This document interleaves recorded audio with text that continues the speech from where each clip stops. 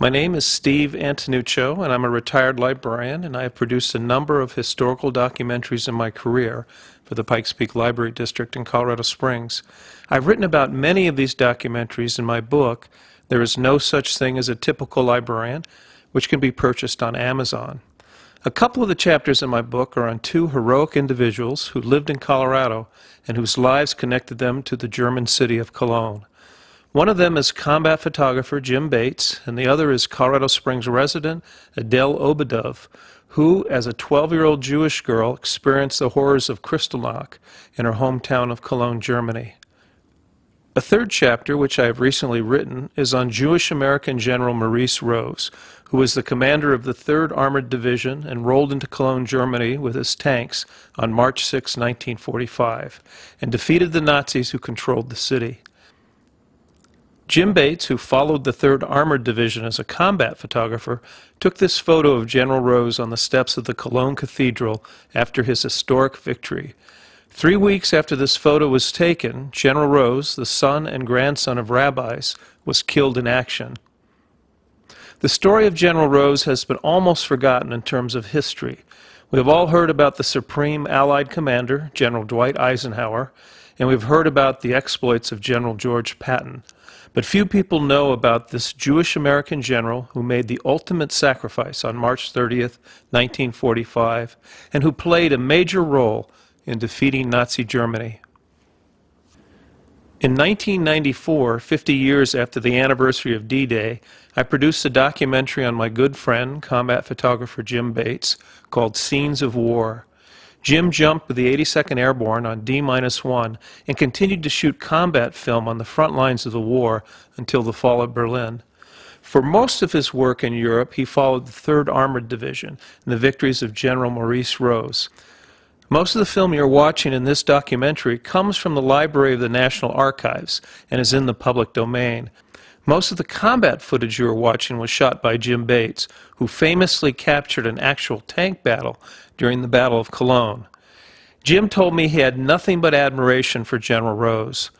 Known as the frontline general, he was as demanding as Patton with his troops, but he never asked them to do anything he wouldn't do himself. Jim Bates donated his entire film and photography collection to the Pikes Peak Library District, including this photo of General Rose. I invite you to explore the PPLD digital collection online of Jim's amazing photography. In this photograph, you can see in the weary eyes of the general the months of continuous combat that took its toll on the chain-smoking general. You can also see a premonition in his eyes as if he knew he would not survive the war in Europe, which would only last another 2 months. 3 weeks after Jim Bates shot this photo, on March 30th, 1945, General Maurice Rose was murdered by a German tank commander after the general had his hands held high in surrender. Maurice Rose was born on November 26, 1899, at his parents' home in Middleton, Connecticut. He was the youngest of 2 children. His parents, Sam and Katie Rose, were Jewish immigrants who were both born in Poland and who had met and married in the United States. They moved the family to Denver in 1901 so his father Sam could take the cure for tuberculosis. The Jewish population in Denver was the largest in the West, with 15,000 residents in 1901. After his health recovered, Sam Rose, who had dreamed of being a soldier as a young man in Warsaw, eventually put on a uniform and became a police officer in Denver. Maurice Rose had also dreamed of being a soldier from a very young age. At 8 years old, he found his father's gun and decided to try it out. He took the gun out to his backyard when his father was not at home, and he carefully loaded and unloaded the gun until he felt comfortable with it. He set up a few tin cans on a fence and started firing the gun at the cans. His mother, who was in the kitchen, heard the gunshots and could not believe her 8-year-old son was firing her husband's weapon. Maurice calmly handed the gun carefully to his mother and told her he was just trying it out. That was the beginning of Maurice's fascination with weapons and the life of a soldier. At that time in the early 1900s, there were still Civil War veterans living in the United States, and he was fascinated with military history, and he read everything he could about the American Civil War, since his personal hero was Abraham Lincoln. Although a highly intelligent man with a photographic memory, Maurice Rose dropped out of Denver East High School in the 10th grade. A tall, athletic boy, he looked older than his 16 years, and he lied about his age and volunteered to be part of the Colorado National Guard cavalry, hoping he would be sent to the border to chase after Pancho Villa in Mexico with General Pershing. Shortly after he joined, his mother showed up to talk to his commander and explained her son was only 16 years old and did not have her permission to enlist. His commander said her son was one of the best recruits and he didn't want to lose him.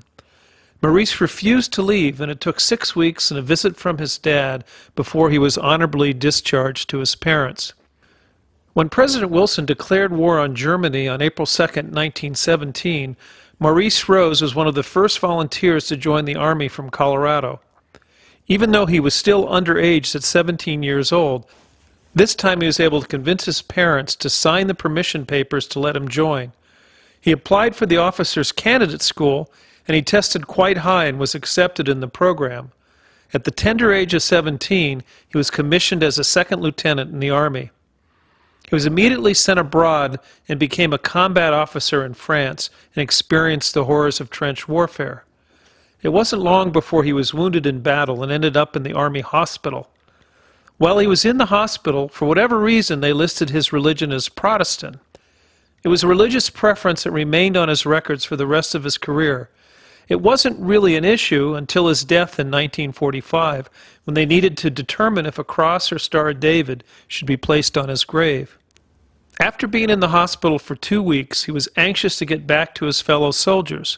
Without notifying the nurses or doctors, he snuck out of the field hospital to return to his troops. Because of the fog of war, they didn't know why he was missing from his hospital bed and assumed he had died of his wounds and had been buried. The Army sent a telegram to his parents in Denver to inform them that their son had been killed in action. For a month, his parents thought their beloved son was dead, and they were in deep mourning. A second telegram came to their home and informed them he was actually alive and had returned to the front. You can imagine their joy after believing their son had been killed in action. After the war ended, Maurice returned to Denver and went back to his boring life of a civilian. He became a traveling meat salesman and spent much of his time in Utah. That is where he met his first wife, who was a Mormon, and they raised their son in her faith. He hated civilian life, and in 1920 he rejoined the Army and was offered a commission as a first lieutenant. It was the life he wanted to live, and with time his relationship with his wife deteriorated because of the demands of an ambitious officer's career, and their marriage ended in divorce. From all accounts, a young Captain Maurice Rose was a strikingly handsome man in his cavalry uniform. He loved horseback riding and playing polo. In 1936, he was promoted and became Major Maurice Rose. His intelligence and leadership had been recognized by his superiors, and he had been accepted in the one-year program at the prestigious Command and General Staff School at Leavenworth, Kansas. He spent peacetime in the military, learning as much as he could about advanced armored combat strategy. One of his classmates, who became his best friend, was a young Army Air Corps captain named Elwood Pete Quesada. Pete was one of the few Hispanic officers in the Army, and since they were both the children of immigrants and minorities, they developed a very close bond. They both were dedicated to the United States Army, and they knew they had several strikes against them. The fact that Rose was a Jew and Quesada was Hispanic would normally have been a problem for their advancement. The leadership in the Army was filled with West Point graduates, and Maurice Rose dropped out of Denver East High School in the 10th grade. And Captain Quesada had a college degree, but it was not from West Point. They eventually both became generals in the United States Army because of their intelligence, leadership, and brilliant strategic planning and success throughout the war. General Quesada would eventually command the Tactical Air Force that supported the 3rd Armored Division in Europe, and the two generals and friends worked together for the entire war.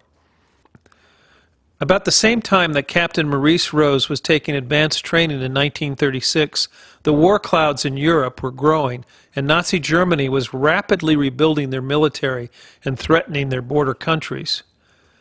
Around the same time in 1938, a 12-year-old Jewish girl named Adele Obadov, who eventually would immigrate to the United States and raise her family in Colorado Springs, was experiencing firsthand the racist policies of the Nazis in her birthplace of Cologne. This film clip of Adele Obadov is from the 2007 documentary A Time to Remember, produced by Bob and Jane Neff, and was recorded in the studio of the Pikes Peak Library District.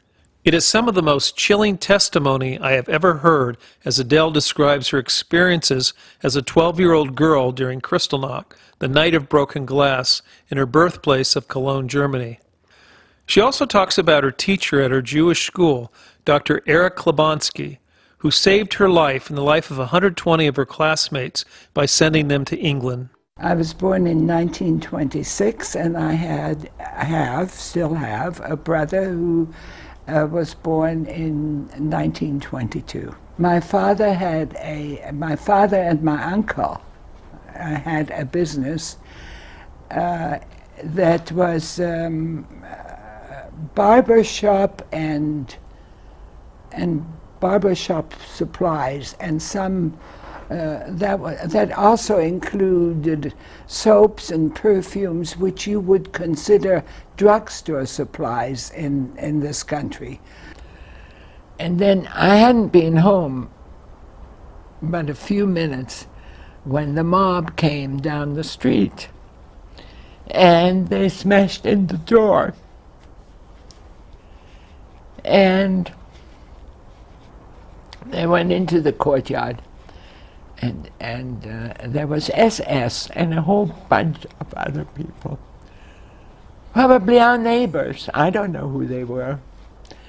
And they went in, and they went into the business, and they literally smashed everything in sight. Well, as I said, my father was in the wholesale perfumery and barbershop supply business, and there was a lot of stuff to be smashed.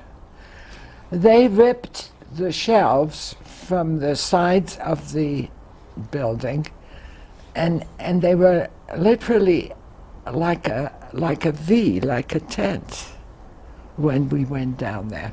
They were just like this, you know. You could walk underneath them like you were walking in a tunnel. But that we didn't find out till later. They did whatever they had to do, and my mother would not let us go near the window, so I don't know what they did, and she wouldn't go near the window. My mother must have been somewhat naive, because she got on the phone to call the local police. And of course nothing happened. At the time, I didn't think she was naive, but now when I look back on it, I think she must have really not been, you know, she must have thought, well, the police is here to protect me. She'd lived there all her life. I mean, I can see why she might do it. But of course, my mother got on the phone to call the police, and I don't know whether they hung up on her or what they did, but nobody obviously ever came. And pretty soon, these people started coming up the stairs. And the entrance to our apartment was like frosted glass. It wasn't a solid door like you have in this country. And we could see them standing outside it. And they were talking, and for whatever reason, and to this day nobody knows why, they decided not to come into the apartment. They left. And that was Kristallnacht.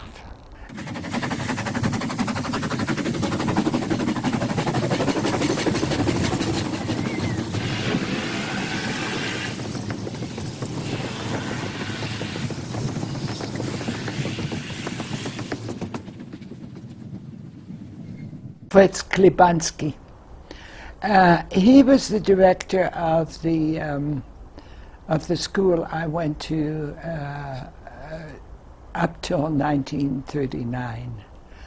It was like what you would call middle school here, and it was separate from the grade school, and he is a man who is responsible. He arranged for part of his school to be transported out of Germany to England. and it's a rather involved story, but he made arrangements with congregations in England to sponsor these children. This is this is before the officially Kindertransport that England went ahead and had, and he was able to move, I think, 4 of his classes to England, about 120 children. And then, of course, he himself was deported. He and his family were. And he and his children, and he had 4 sons, were killed in the Holocaust. His wife and his children. And it has been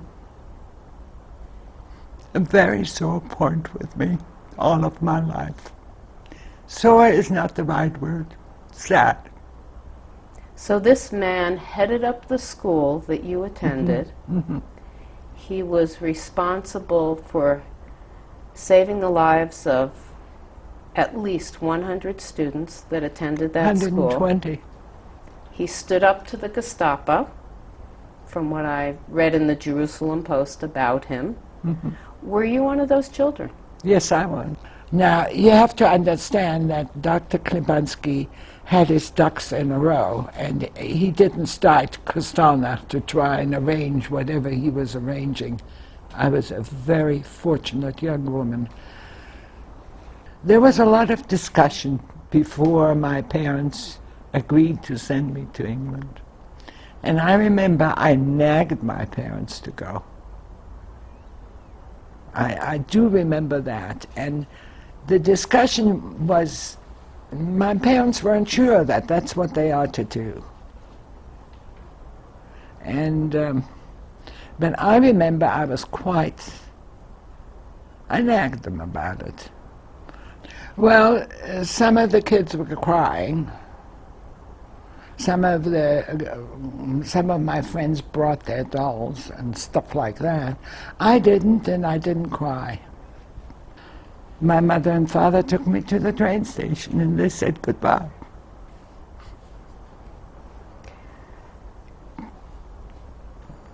Seven years after Kristallnacht, and 3 years after Dr. Klibanski and his family were deported from Cologne and murdered, justice was served by Jewish American General Rose. On March 6, 1945, General Maurice Rose and his 3rd Armored Division, in fierce house-to-house fighting, defeated the Nazis and liberated the city of Cologne. Most of this film footage was shot by combat photographer and lifelong Colorado resident Jim Bates. Before leaving for Europe, General Rose had married his 2nd wife, Virginia, and on January 30th, 1941, his 2nd son, Reese, was born. He had less than a year to bond with his baby boy, and he never saw both of his sons or his wife again after December 24th, 1942, when he arrived in Tunisia, North Africa. At that time, he was a colonel in the 2nd Armored Division and helped coordinate the strategic planning of the tank war against Rommel. The German General Rommel was a brilliant strategist who had the best tanks in the war against the inferior American Sherman tanks. It was a difficult strategic task to figure out how the American Armored Division could compete. That is when his friendship with Army Air Corps General Pete Quesada paid off. They worked together on creating a strategy that involved close air support with Quesada's P-47 fighters equipped with 500-pound bombs. The P-47 fighters were in wireless communication with both the officers and tank commanders on the ground. The fighters would lead the armored groups into battle and would take out the tanks, bridges, and railroads that supplied the German forces. It was a brilliant coordination between air forces and ground forces that reduced casualties from friendly fire and was a winning combat strategy. Because of their success, they were both promoted to general. This Hispanic pilot and Jewish-American armored officer, who were not a member of the club because they were the children of immigrants and lacked West Point pedigree, were promoted in the field because of their military brilliance in frontline combat. After their success in Tunisia, both General Rose and General Quesada continued their winning strategy in Sicily, and General Rose was one of the first American officers to enter the city of Palermo. After 3 months of occupation in Sicily, General Rose was sent to England in November of 1943 to prepare for the eventual D-Day invasion. Once the beaches were secured in Normandy, General Rose and his tanks landed safely on D+1 and started the grueling and bloody tank combat through France, Belgium, and Germany. From June 7, 1944, until his death on March 30, 1945, General Maurice Rose was the first American general to enter Germany, and he took his troops through every major battle in Europe with little time for any break. On August 7, 1944, he was promoted to Major General and put in command of the 3rd Armored Division, which he reshaped in his image. He called his division Spearhead since they led the invasion forces in Europe, with an arm patch that showed a rolling tank surrounded by a lightning bolt. His troops rallied behind General Rose, and Spearhead rolled across Europe, defeating the Nazis in almost every major battle. Liberating Paris and through the Battle of the Bulge, it was one bloody battle after another, which forged his leadership and absolute focus and determination as a frontline general. The fate of 3 courageous men and the justice for one woman and her heroic Jewish teacher came together for one day on March 6, 1945, during the Battle of Cologne. 3 of them had a connection to Colorado, since both combat photographer Jim Bates and General Rose had been raised in Colorado. And Adele Obadov, who fled Cologne in 1939 as a 13-year-old girl, eventually moved to Colorado Springs to raise her family. Jim had followed the 3rd Armored Division with the Signal Corps since their breakout on D-Day. He had filmed General Rose on many occasions as he awarded his men medals after each combat victory in Europe.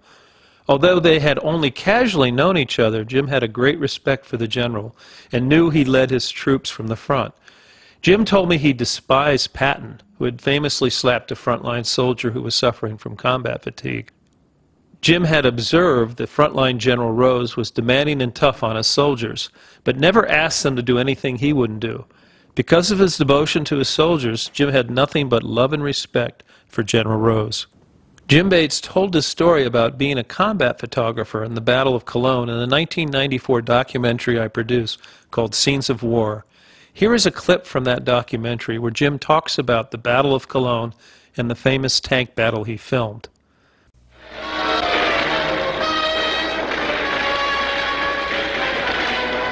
The German tank is found and the T-26 hits its mark. The German tank is hit squarely, and as the gunner tries to escape, the second shell cuts off his leg. The driver and assistant clamber to escape as another shell is fired. Burning alive, the gunner lies over the edge of his coffin on wheels while his companions run for cover. And the concussion from the 90mm gun is so great, camera steadiness is impossible. Cologne was the next, I imagine, the greatest part of my life. And still, of course, going across the valley, the whole bit was just one great long push and shove and push and shove. And when the Germans did give, why it was almost a job of catching up with them sometime. But when we got to Cologne, it was again another problem. The Germans had their back against the river, but around the Rhine River, and it was a long, long battle of street fighting. Constantly, they had plugged the underpasses over with Windlorstrassen, at Windlorstrassen with old streetcars, and it was different, a completely different type of fighting now than it was in the woods and in the timber and out on the plains. Now it was a house-to-house thing. The tanks had to drive cover for the men. The men would sometimes have to go out and lead the tank through. By this time we had a new T-26, and the T-26 had a 90mm with a cuts compensator on the front of it. It was an amazing piece of machinery. It was heavily armored. It was just, it was a far cry. The Germans that saw it really never lived to bring back the story, because that was it. They never lived long enough to take the story back as to what this tank was about. It was just so far ahead of the old Shermans that it was unbelievable. So the fellow, the commander of the T-26 says, Jimmy said, let's go down and see what we can see on that tank. And he says, I don't know what we're going to run into. We may never get back. But he said, let's see what we can do. So I said, okay. He said, if we can get there, it'll be a good place for pictures. So we got back and went on the mezzanine of a building, and we could look right down, and there was the German tank right like a block away from us. And he said, now, I tell you what, he said, you get all ready for him. And he said, when you hear me coming up underneath you, you'll know where I am, that I'm there. And when I stop, I'm ready to fire. So the tank commander of the tank, knew very well, of course, of the T-47 left and went back up to his tank, and I sat there, and it seemed like it took forever and a day for them to get started, but of course they had to get all of the mathematics and everything set just exactly right, so they knew exactly what they were going to do in the very second that they stopped that tank. So I thought, well, I was just a little bit impatient, and I got out, and I think the German tank, the Tiger tank, saw me, because he started to turn his turret around, and about that time I heard the tank coming up, our T-26 coming up. And the very second that he stopped, I was shooting by that time.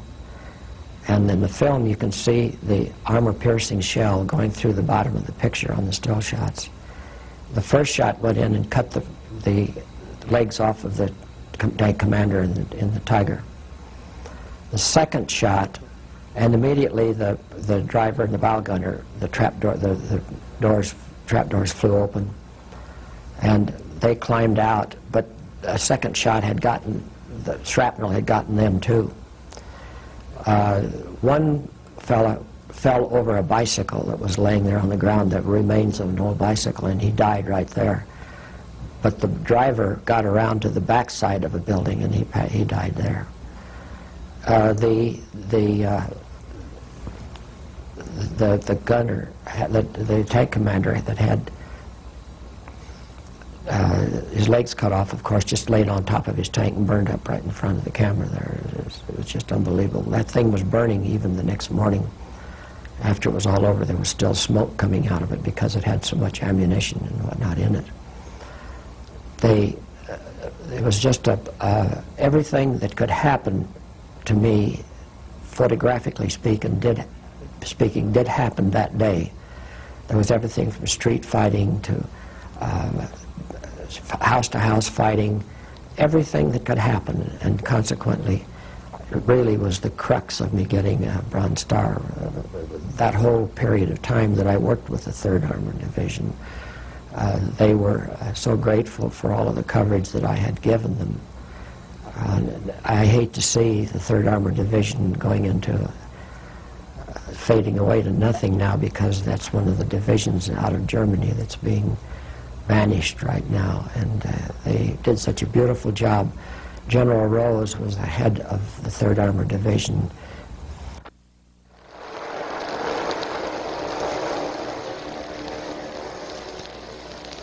A very tired and silent crew it was that dealt the death blow to the German tank, to help prove to a nation crazed with power that its men and cities could be dealt with in the same manner as it had previously dealt with Poland and Russia when the war was going its way. The tall spires of the Cologne Cathedral now mark only the grave of a dead and battle-torn city.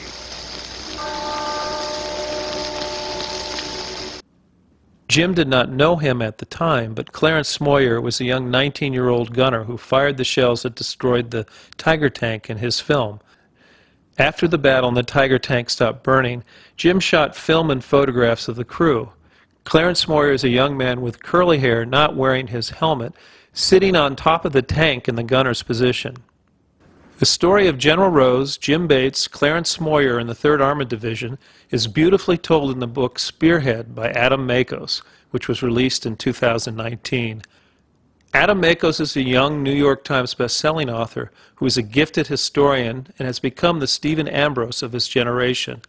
I got to meet both Clarence Smoyer and Adam Makos on their book tour in 2019 when they came to the Pikes Peak Library District to present a print of Clarence's T-26 tank to honor his friendship and memories of Jim Bates. Jim Bates passed away in 2002. After his victory in the Battle of Cologne, General Rose had a week to renew himself and prepare for the final push to end the war in Europe. He set up his command headquarters in a comfortable home in the village of Schambach. On March 18th, he requisitioned a stadium near Cologne and presented his troops medals for their brave actions during the Battle of Cologne.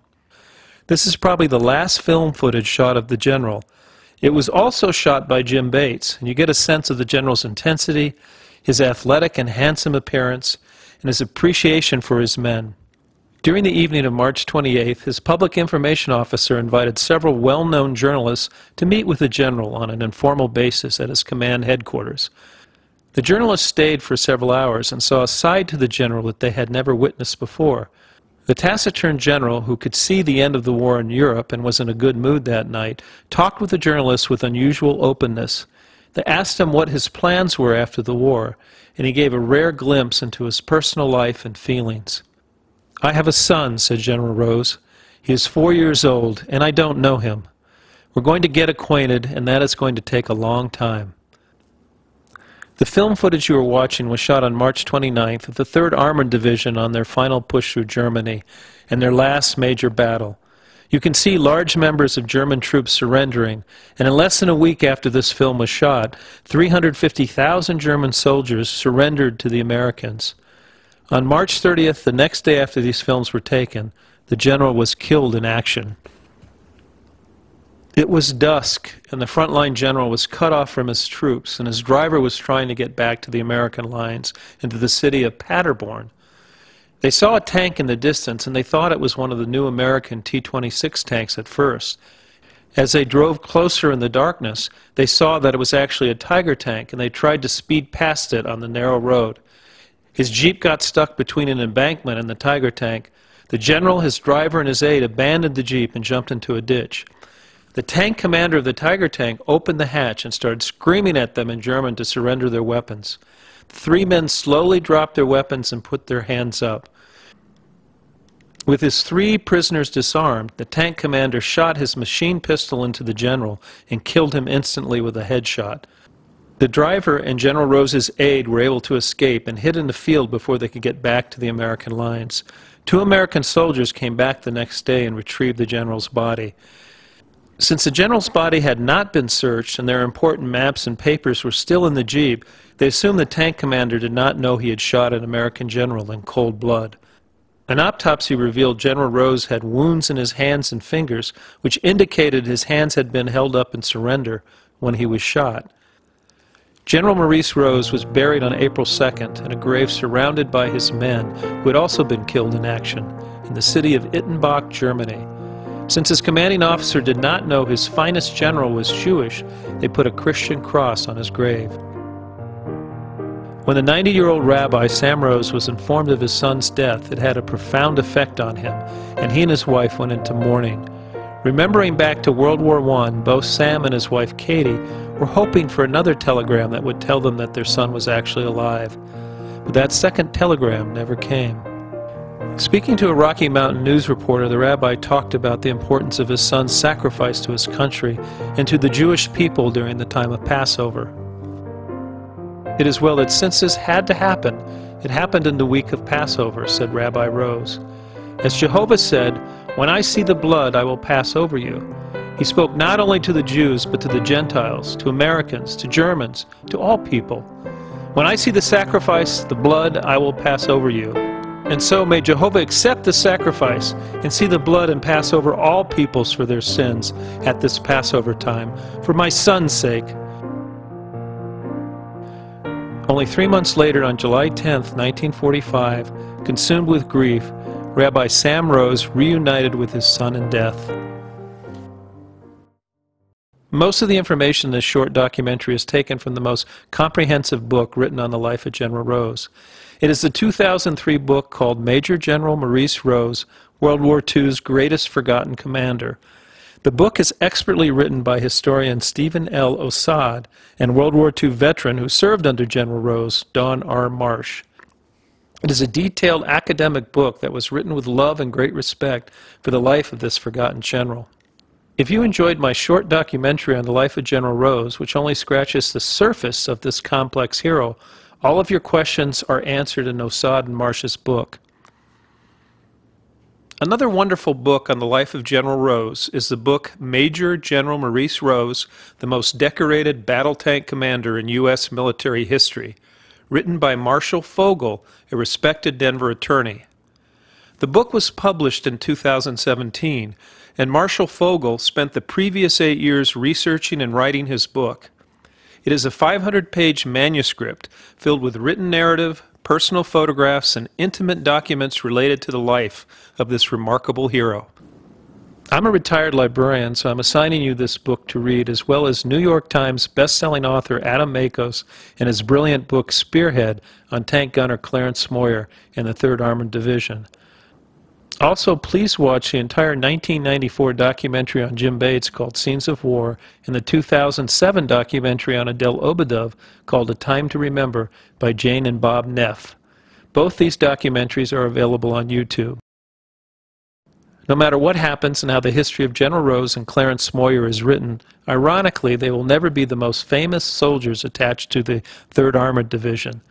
That honor goes to a young sergeant born in Tupelo, Mississippi. Sergeant Elvis Aaron Presley was a driver attached to the 3rd Armored Division in Germany from 1958 to 1960. You can see in this picture he is wearing the distinctive spearhead shoulder patch of the 3rd Armored Division. My name is Steve Antonuccio, and I'm a retired librarian, and I've written a book on my career called There is No Such Thing as a Typical Librarian, which is available for purchase on Amazon. I have given dozens of programs in the Pikes Peak region on local history for libraries, museums, and historical organizations. With the exception of travel costs, I do not charge to do these programs. I'm currently doing a new program on the life of General Maurice Rose based on this documentary. I am happy to give this program for free on Zoom for your organization, library, church, or synagogue. You can contact me at my email address, anton1492@gmail.com, anton1492@gmail.com. I look forward to hearing from you and spreading the word about the courageous life of General Maurice Rose.